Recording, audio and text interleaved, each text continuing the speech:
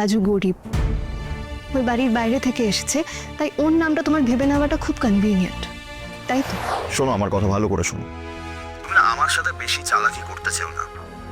যদি তুমি ভেবে থাকো যে তুমি কাউকে নিজের পেছনে ফেউ করে নিয়ে আসবে, তাহলে একটা কথা জেনে রাখো, আমিও কিন্তু তোমাকে অত ইজিলি ছাড়বো না। আমি একা যাব, আর কেউ যাবে না।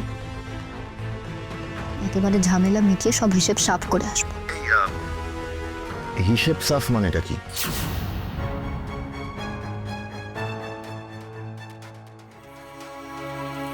কেন?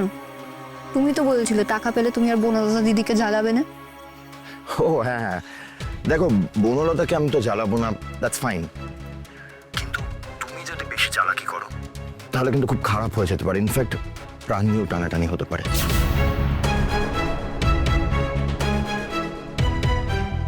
তুমি একটা কাজ করো, আমাকে আমার কলেজ থেকে ভালো করো, দেখো আমি কাকে সাথে নিয়ে যাচ্ছি। Okay fine fine. আচ্ছা, টাকা পুরো থাকবে তো? থাকবে থাকবে, আমি ঠিক 4:30 নাগাদ চলে আসবো, তুমি কিন্তু দেরি করো না। হ্যাঁ হ্যাঁ, পার্কে, দুপুরে পার্কটা ফাঁকা থাকে, ভিড় হওয়ার আগে কাজ ছেড়ে আমরা চলে যাব। কার সঙ্গে রাজু এইভাবে কথা বলছে? ফাঁকা পার্কে করার মতো কি আছে ওর? এ কি সেই বাইকের লোকটা? বাট আজকে যদি টাকা তোমার সঙ্গে না থাকে বেবি ডল, তাহলে তুমি কিন্তু আজ আসবে, ফিরবে না। তোমাকে এসব বাজে বাজে কথা বলতে হবে না, আমি যা বলছি তাই করব, আর তুমি যা বলেছো তোমাকেও তাই করতে হবে। রাখলু। আচ্ছা এক মিনিট। আমাকে একটা কথা বলো বেবি ডল, তুমি টাকাটা জোগাড় করলে কিভাবে? চুরি করলে নাকি? এই তোমাদের বাড়িটা তো এমপি, চুরির পর চুরি করা যায়, অনেক মাল করে রাখা থাকে নাকি? তোমার এত কথা জানার কি দরকার? না মিষ্টি খাচ্ছ, খাও, ময়লা খোঁজ করে কি করবে তুমি?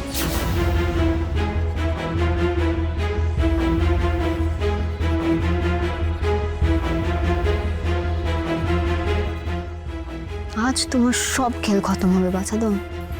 এসো না তুমি। কি করতে চলেছে লাজু? ও কি নিজেকে কোনো বিপদের মুখে ঠেলে দিচ্ছে?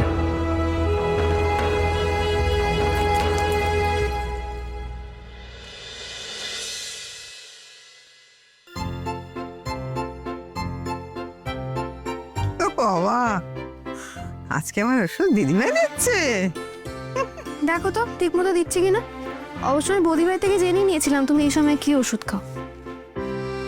তবে আর চিন্তার কি আছে? দেখি বাবা এতগুলো।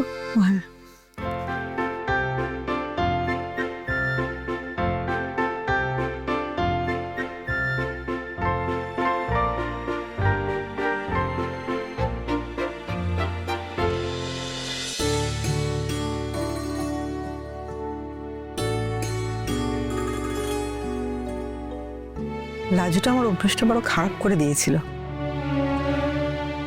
কলেজে ভর্তি হওয়ার আগে তো সব হাতে হাতে এগিয়ে দিত, আর এই কলেজে যাওয়া শুরু হতেও দুপুরের ওষুধ, বিকেলের ওষুধ সব আলাদা আলাদা করে রেখে দিয়ে যেত। কলেজ থেকে ফোন করতো ধমক দিয়ে, ওষুধ খেয়েছো? এমন সম্পর্কটা কেন নষ্ট হয়ে গেল ঠাম্মি? কেন লাজুর এই ঘরে ঢোকা বন্ধ হয়ে গেল? কর্মফল। কার কর্মফল ঠাম্মি? সে আমি অত জানি না, সকলে যা বলেছে সেটাই মেনে নিয়েছি। তুই বল দেখি, ওর হস্টেলের কোনো কিছু ব্যবস্থা করতে পারলি? না, আমি কোনো খোঁজ পাইনি, এখনো কোনো জায়গা ফাঁকা হয়নি। তবে তো খারাপ হবে রে, খুব খারাপ হবে। হস্টেল না পেলে মেয়েটাকে তো শহর ছাড়তে হবে, আর একবার ঘর ছাড়া হয়ে শ্বশুরবাড়ি চলে গেলে ওর আর ফিরে আসা হবে না। ওর ডাক্তারি পড়াটাই শেষ হয়ে যাবে। একটা এত কষ্ট করে অর্জন করার জায়গা ওকে ছেড়ে চলে যেতে হবে, শুধু শুধু একটা মিথ্যের কারণে। নিজের অর্জন করা জায়গা, এমন একটা জায়গা যেটা আমরা কোনোদিন অ্যাচিভ করতে পারিনি, লাজু পেরেছে। আর সেটা নষ্ট হয়ে যাবে। ঠাম্মি, কেন করলে তুমি এটা?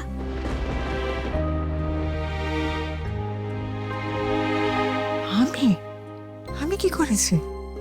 ঠাম্মি, তুমি কি সত্যি সত্যি বিশ্বাস করো লাজু চুরিটা করেছে? তুমি লাজুকে সবচেয়ে বেশি কাছ থেকে চেনো, আমাদের সবার থেকে তুমি ওকে সব থেকে বেশি ভালো চেনো। তাও তাও তোমার মনে হচ্ছে লাজু চোর? আমি জানি না, আমাকে এমনি করে বলিস না। ঠাম্মি, ঠাম্মি, আমার মনে হয় তুমি যদি ওর উপর আরেকবার একটু ভরসা রাখতে পারতে, তাহলে মেয়েটার জীবনটা বেঁচে যেত। দিদিভাই তুই বল না, কৃষ্ণ কথাটা কি বলেছিল?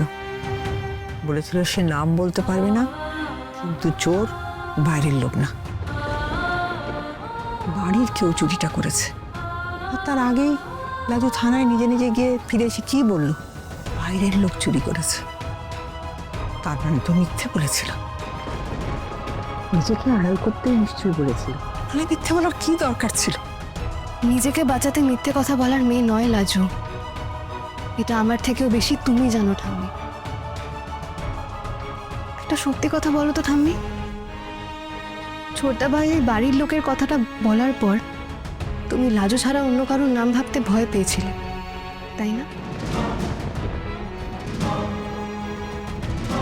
বাড়ির কেউ চুরি করবে এটা আমি ভাবতে পারিনি। এরা যে আমার নিজের সবাই। নাড়ু, গোপাল, বড় বৌমা, ছোট বৌমা, আমার নাতি নাতনিরা, এরা আমার গয়না নেবে? আমি তো নিজেই কত সাদাসাদি করেছি তাদের মধ্যে আমার গয়নাগুলো বিলিয়ে দেওয়ার, তারা কোনোদিন কানে তোলেনি। যে জিনিস চাইলেই পাওয়া যায় তারা চুরি করতে যাবে কেন? বেশ, আমরা সব চাইলেই পেতে পারি, তাই আমরা চুরি করতে পারি না, এটাই তোমার মনে হয়েছে, তাই তো?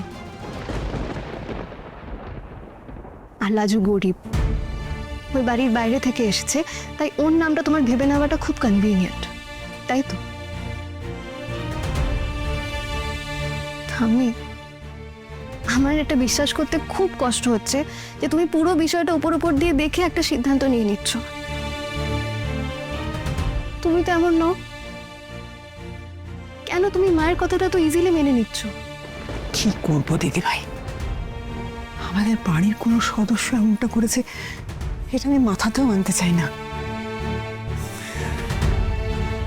আচ্ছা, তোমার আর সত্যি কাউকে সন্দেহ হয় না?